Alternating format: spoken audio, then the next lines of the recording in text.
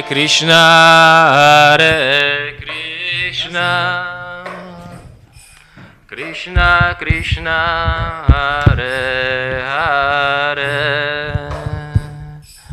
Hare Rama, Hare Rama, Rama Rama, Hare Hare, Hare Krishna, Hare Krishna, Krishna Krishna, Hare Hare, Hare Rama, Hare Rama, Rama Hare Hare,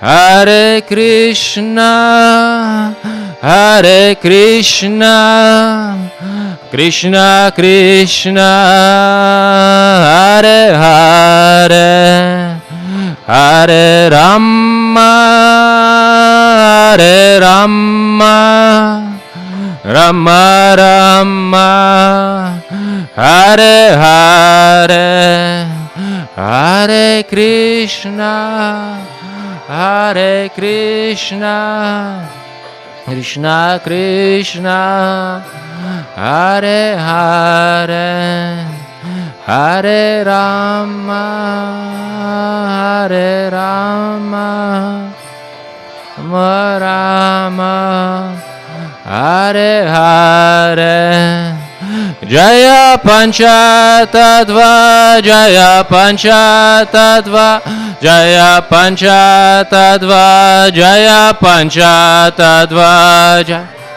Panchatattva, Jaya Panchatattva, Jaya Panchatattva, Jaya Panchatattva, Jaya Gauranitai, Jaya Gauranitai, Jaya Gauranitai, Jaya Gauranitai, Jaya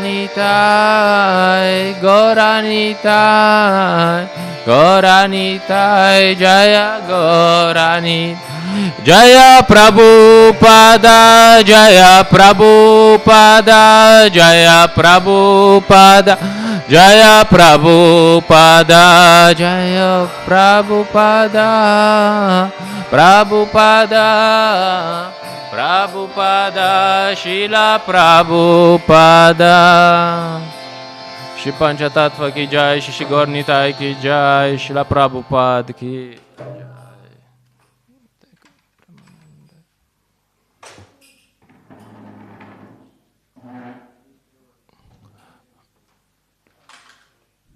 Om Namo Bhagavate Vasudevaya.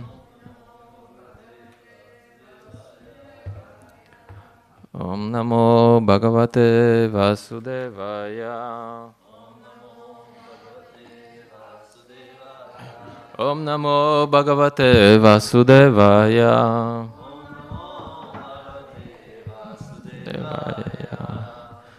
Hare Krishna, we're reading from Srimad Bhagavatam, Canto 9, Chapter 4, Ambarish Maharaj offended by Durvasa Muni. Text number 64.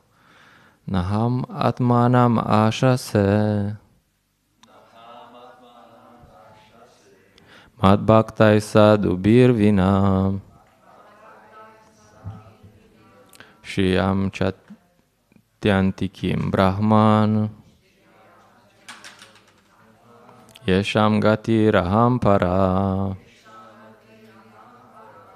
Naham Atmanam Ashase Mad Bhaktai Sadhu Birvina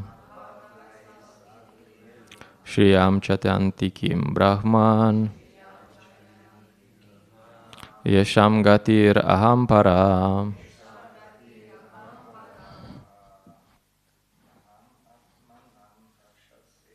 Nahat Madmanam Ashasem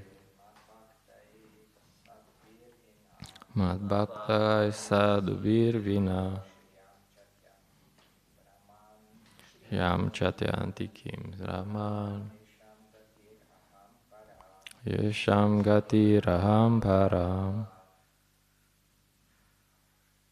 Matajis. Ahamatmanam ashase. Madbhaktai sadhubir vina. Shriyam chatyanti kim brahman. Yesham gati raham param.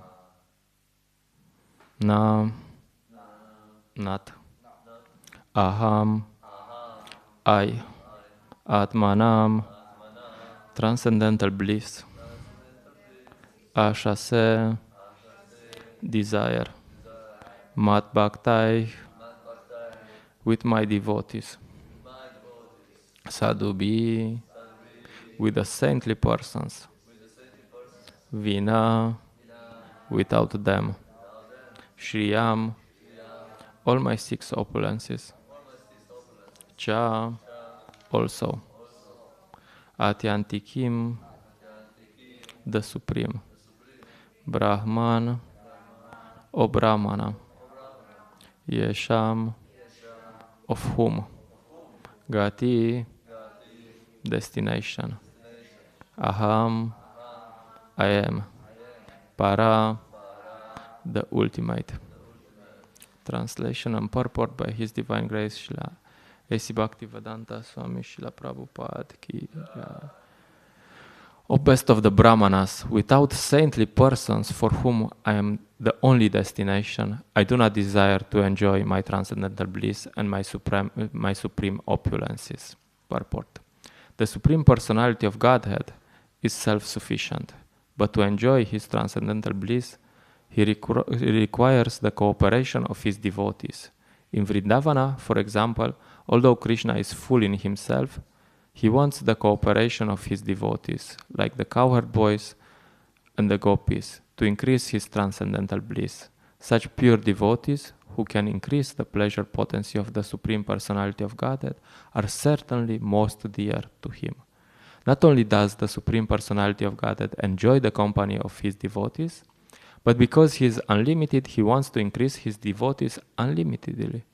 Thus, He descends to the material world to induce the non-devotees and rebellious living entities to return home back to Godhead. He requests them to surrender unto Him, because unlimited as He is, He wants to increase His devotees unlimitedly. The Krishna consciousness movement is an attempt to increase the number of pure devotees of the Supreme Lord more and more. It is certain that a devotee who helps in this endeavor to satisfy the Supreme Personality of Godhead becomes indirectly a controller of the Supreme Lord. Although the Supreme Lord is full in 6 opulences, He does not feel transcendental bliss without His devotees. An example that may be cited in this regard is that if a very rich man does not have sons in a family, he does not feel happiness. Indeed, sometimes a rich man adopts a son to complete his happiness. The science of transcendental bliss is known to the pure devotee. Therefore, the pure devotee is always engaged in increasing the transcendental happiness of the Lord.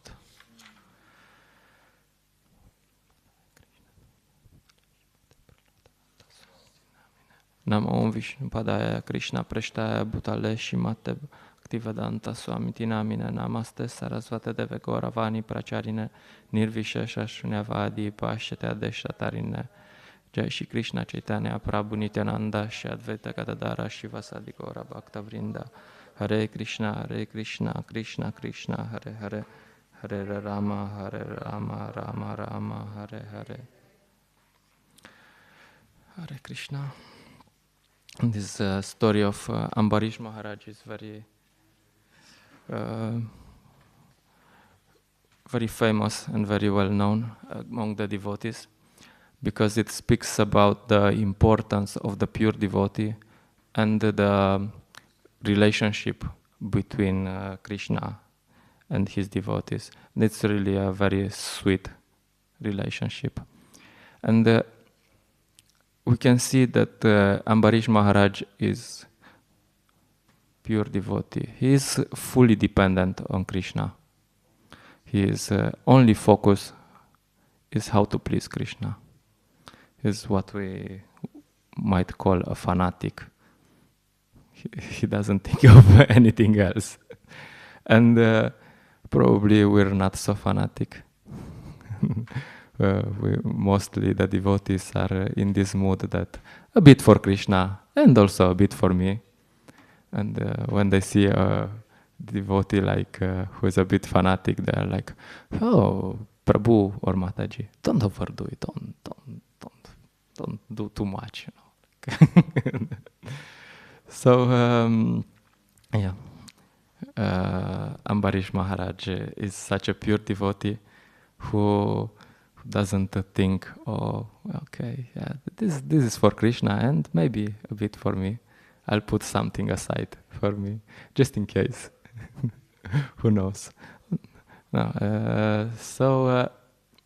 and we can see here some possible attitudes towards this, towards the pure devotee. We see the attitude of Durvasa Muni, who offended the pure devotee Ambarish Maharaj, and we saw that it's not such a good idea. If you offend the pure devotees, then you might have Sudarshan Chakra running after you, the whole universe. And this is, of course, the negative part. And then you can say, "Okay, I'll stay." Sometimes people do that also. They say, "Oh, I'll stay far from these devotees because I don't want to offend them. I'm safe."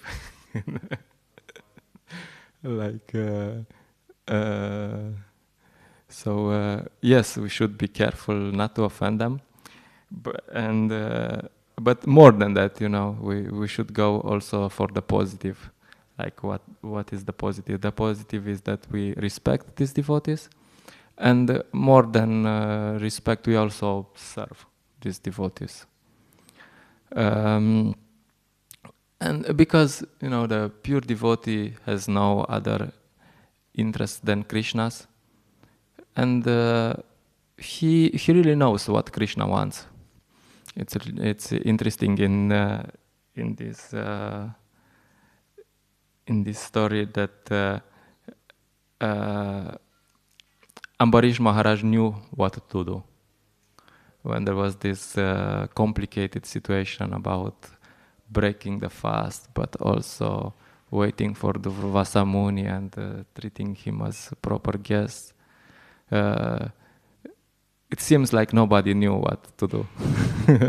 Nobody had a solution. But only Ambarish Maharaj, he knew, "Okay, we'll do like this. No problem." So we can think that Ambarish Maharaj was coming to the Bhagavatam class. He was every day on point, and he was in his free time. He would also study these shastras, and so then Ambarish Maharaj knew what to do. So because it's good to have some knowledge.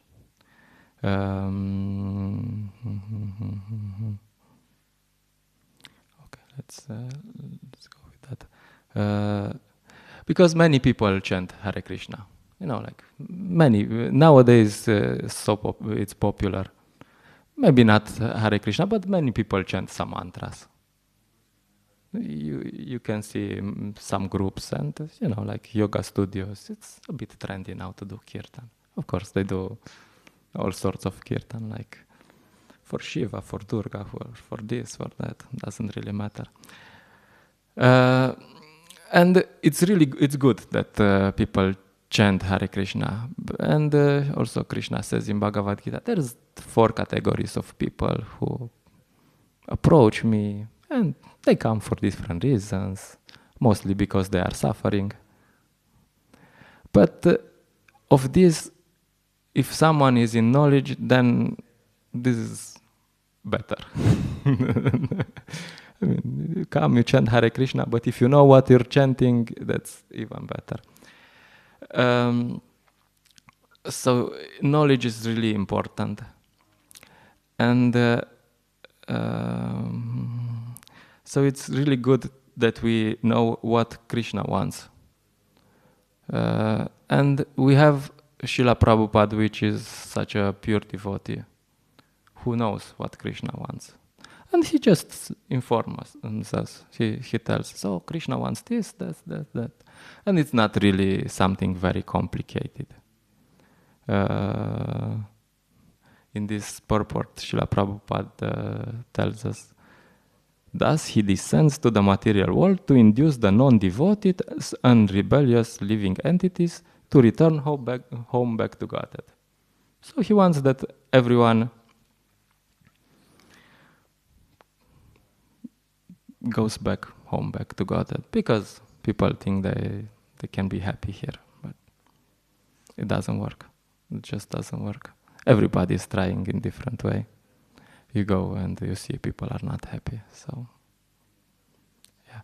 And then he continues, the Krishna consciousness movement is an attempt to increase the number of pure devotees of the Supreme Lord more and more. So Srila Prabhupada wants that we become devotees and that we help others become devotees. It's not very complicated. And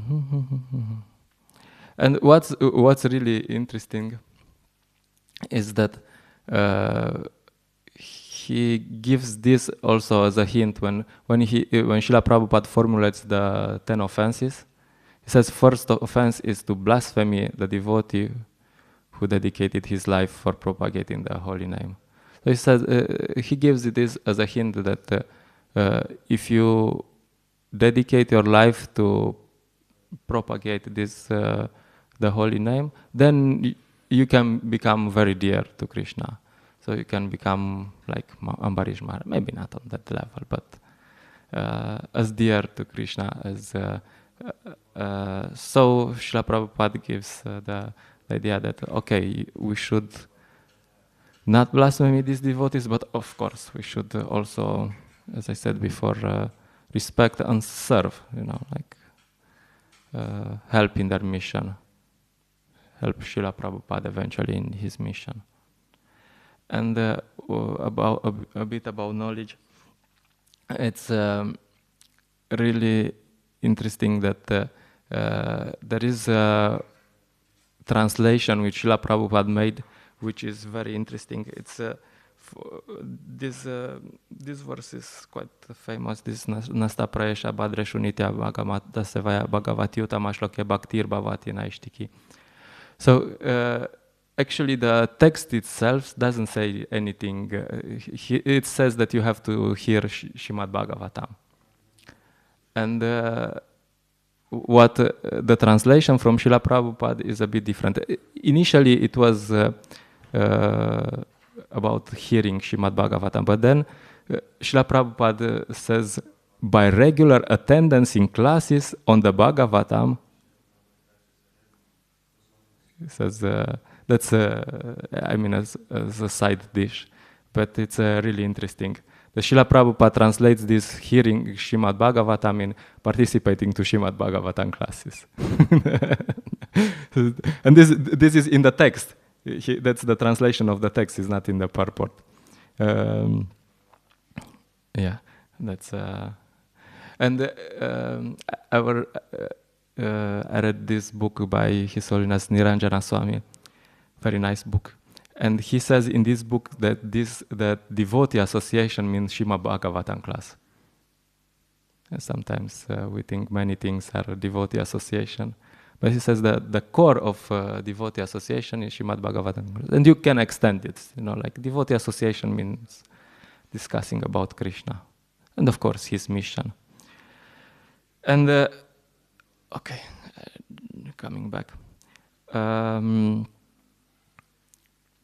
So Srila Prabhupada, Krishna has wants that people go back to Godhead, and Srila Prabhupada has a very, very simple plan. He gave us a very simple plan. It's roughly Harinam Sankirtan. that people hear the holy name and they get some books. Also as a side dish, we were in Villa Vrindavan, and Ananta Prabhu was giving class on Canto 10, Chapter 13.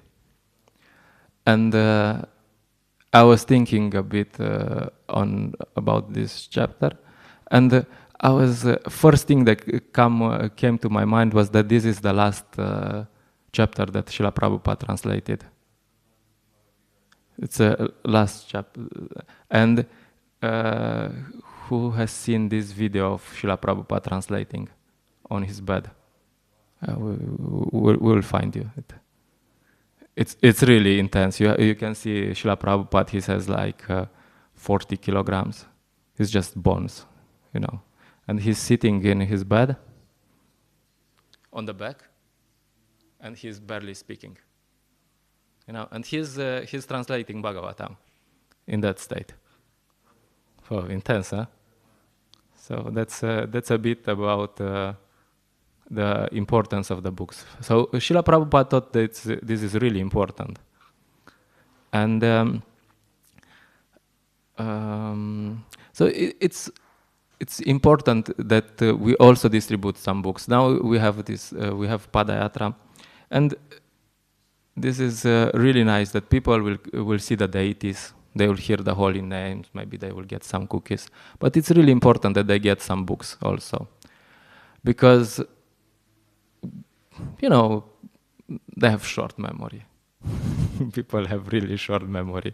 And Maya covers you very fast. You're like, they will look and you're like, oh, nice, some happy people. It's good. I mean, it's not bad. And they were like, maybe, I don't know why they wear bed sheets. They are a bit crazy, a bit, you know, like. But even if they are positive, some people are like, yeah, it's today. And tomorrow is Pride Parade. So it's all good, you know.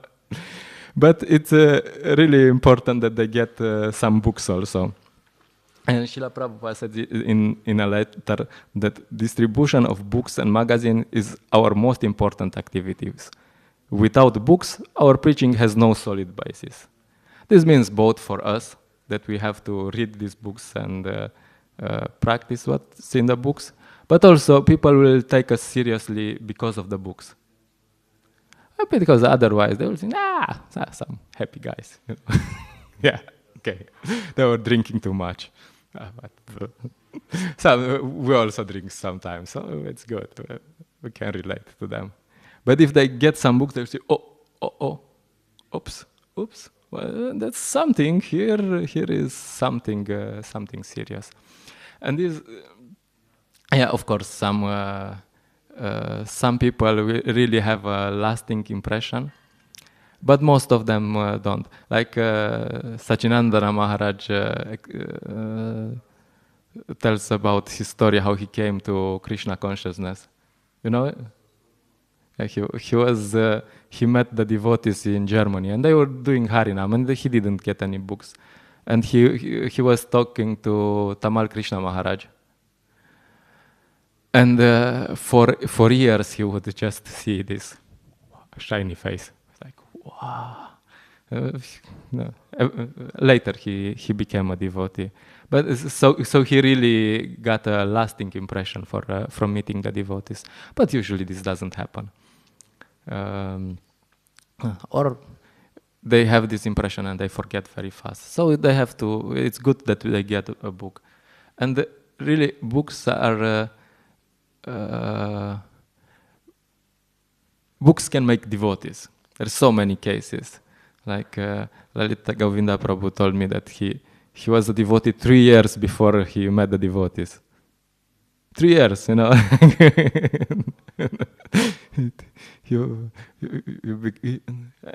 And I met this nice Prabhu from Italy who moved to Koper, and I asked him, how you became a devotee, and he told me that he got a book when he was 1 year old. His parents, he was in Italy, in Cagliari, and probably the devotees pushed this book on the throat of his parents, or like, yeah, please take it, please take it. Okay. So this book stayed on the shelf, like, and when he was 24, I mean, the same book. When he was 24, he was young, he went to university, he was into Reiki and this and that and this, like. And then he went home and he looked in the shelf and he found, oh, this book, what's this? Chaitanya Charitamrita Madhya Lila. Third part. So like, oh, what's this? And he was like, oh, stories about the saints. He was from some pious background. He was hearing the stories of these Christian saints. So he said, oh, okay. So he read, he liked very much, so he became a devotee.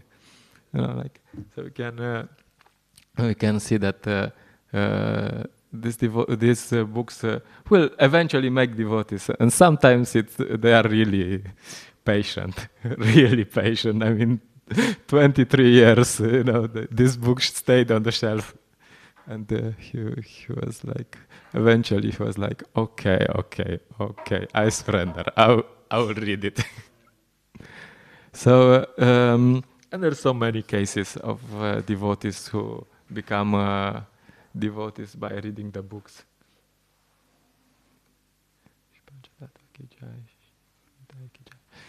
Like I read about Devamrita Maharaj. His Holiness Devamrita Maharaj. He was telling about his story, and he also thought this the devotees are really they're crazy, But he was reading the books. He thought, I mean, these books are really fantastic, And but the devotees, he did for maybe 1 year. He was reading the books, and he didn't want to have anything to do with the devotees. Like he was in Harvard University, I think. He was really, top, and he thought, oh.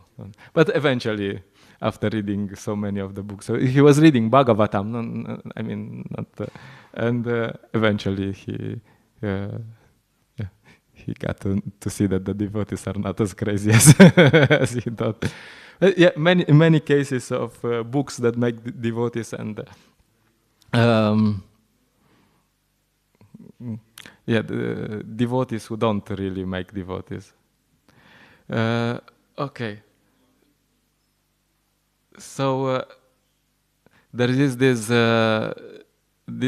saying. This how do you say? I don't know the word. Books are the basis, preaching is the essence, utility is the principle, purity is the force. So we should. It's good that communities keep this preaching spirit in front, because you can see when there's communities where there is not so much preaching, you can see that something is missing. You probably notice. You go in some places and you see, yeah, okay, there's something, it looks like, but you feel that something, it's not really there, something is missing. And also, Harinam now in many places is more like for inspiring the devotees. Which is good. I mean, inspiring, let's not call entertaining the devotees. But it's good, but it's not really the original purpose of Harinam. At least, that's good that it's there, like.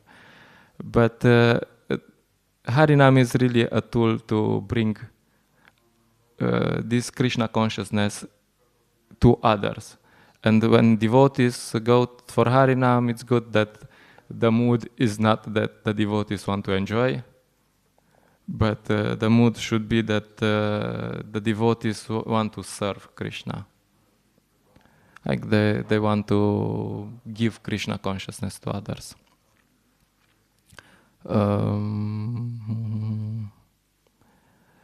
Because I mean, you can go sometimes to festivals or to Harinam, and you can see there's really different moods. You can see some devotees who are there full on. They are serving and they want to, and then you can see in the back some devotees who are like, "How are you? How are you? How are you?" and many other variations of on this. So it's okay, you know. Like I mean, it's better that they came for Harinam, but it's not the same result. It's Haridas Thakur says, "Holy name is Chintamani." So it gives you whatever you want, and you also have this Harinam, and it's also Chintamani. Right? Yeah, you can get whatever you want from Harinam. You can go to have some fun. You can go for the nice music. You can go, or you can go to there to serve and please Krishna. And of course the result will be accordingly. If you have some material mindset, then the result will be material. And if you want to have some spiritual benefit, then you have to have a spiritual consciousness, how to please Krishna. So yeah, that's the idea. And it really, what is the core thing is who is the enjoyer. When you come to the temple, you go for Harinam, you go for Padayatra. The good question is, who is the enjoyer? Is it me or Krishna? I mean, of course, there's not black and white. It's also many types of gray. But our philosophy is that it's good that if Krishna is the enjoyer. And because actually that's how we really enjoy. We really enjoy. That's how we will be really happy. Otherwise, if we are the enjoyer, then something will happen, but not so much.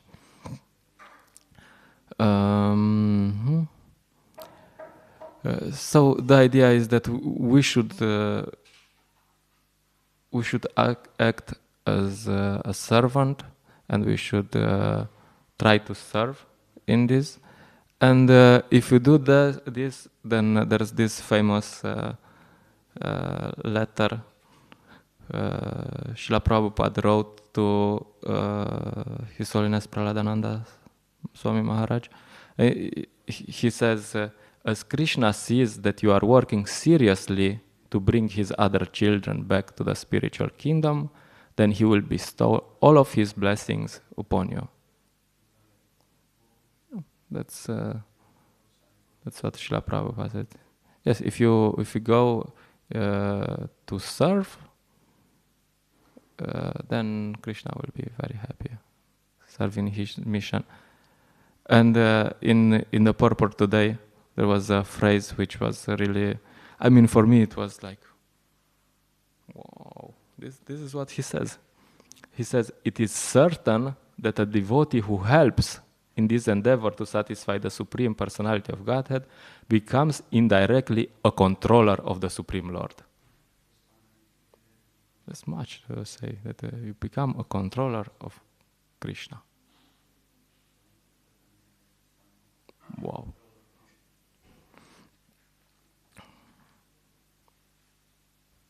Okay, so that's it. Okay, if there are some questions, comments.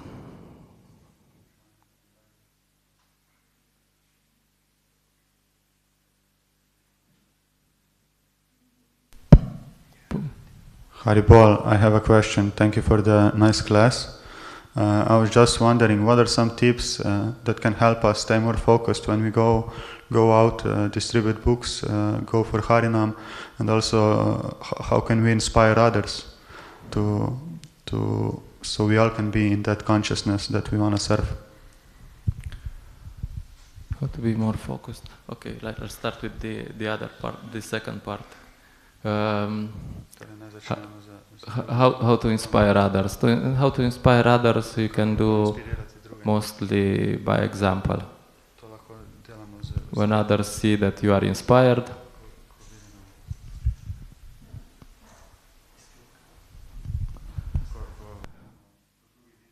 so if people see that you are inspired and they see your example, that you are steady, also steadiness is very important, then they will think, let's see. His Holiness Prahladānanda Swami Maharaj says, you should preach all the time, and sometimes you should say a few words. Which I like very much. That's a very nice way of saying that you preach not so much about from what you say, but from what you do.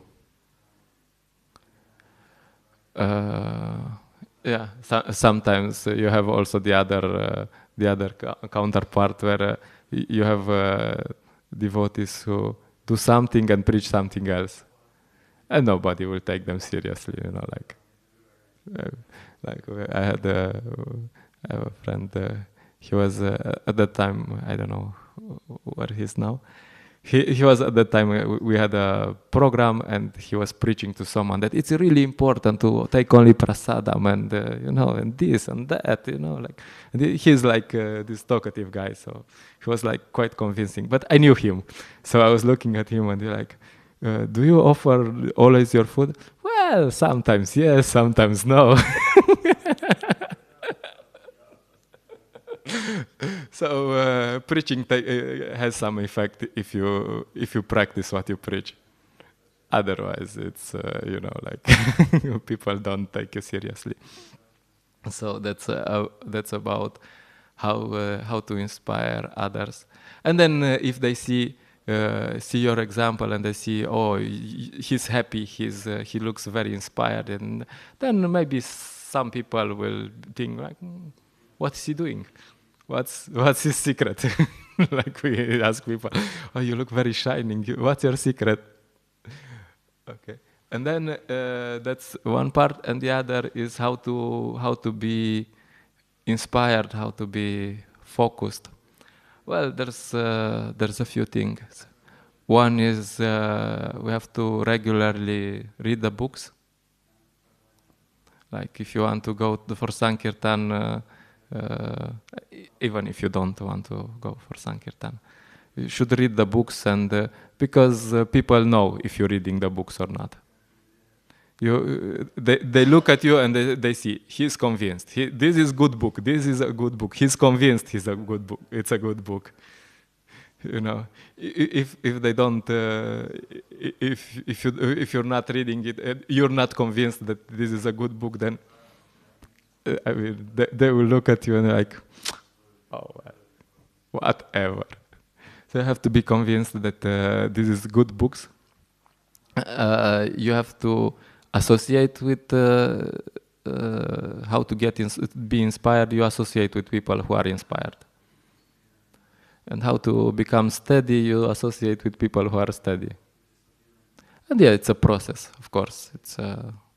It's some process until you get to this stage of nishta, that you are steady.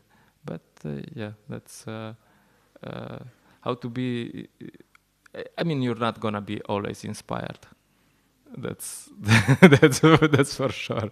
And but the secret is that I really like the definition Srila Prabhupada gives for enthusiasm.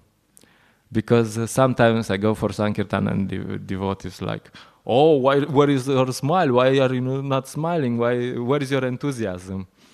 And Srila Prabhupada defines in Nectar of Instruction enthusiasm as endeavor with intelligence in Krishna consciousness. He doesn't say that you have to have a big smile on your face. If you have it, it's good. We're not against. But he doesn't say, oh, you have to be shiny. Sometimes you are, sometimes you're not. Like I usually have the experience that I go for a sankirtan and then my enthusiasm comes after 1 hour or something. It's slow, it's really slow enthusiasm. But the idea is to keep going even, and what's really important when you're not enthusiastic to work on this platform of intelligence, buddhi. Our process is called bhakti-yoga. I don't want to do it, but I'm smart enough to see that I should do it and it's good for me, so I will do it. That's it. That's pretty simple. It applies everywhere, like, oh, I don't want to wake up. Why?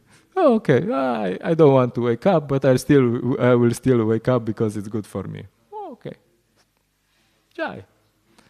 So yeah, that's just a few ideas. Hope I answered the question.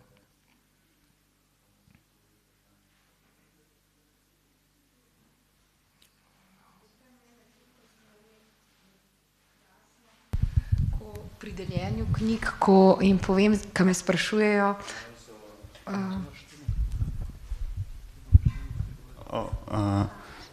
me sprašujejo, zakaj pa res delam tukaj, zakaj ne bhakti-yoga. People sometimes ask me when what attracts me to bhakti yoga. What do I do that attracts me?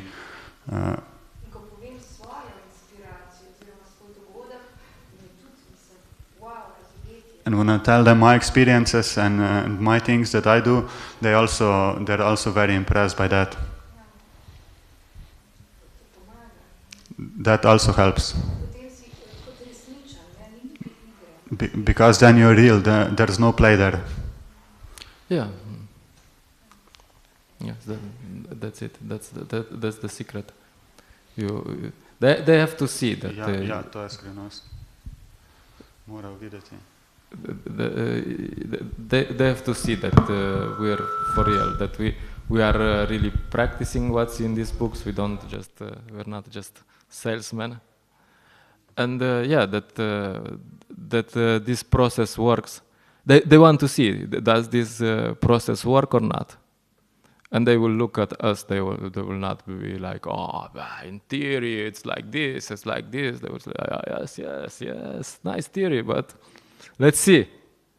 So when they see, like Bhakta Urosh was telling me that he was preaching to his family in the beginning, and nobody took him seriously. Like they were looking at him like, come on. And then after some time, they saw there's something happening.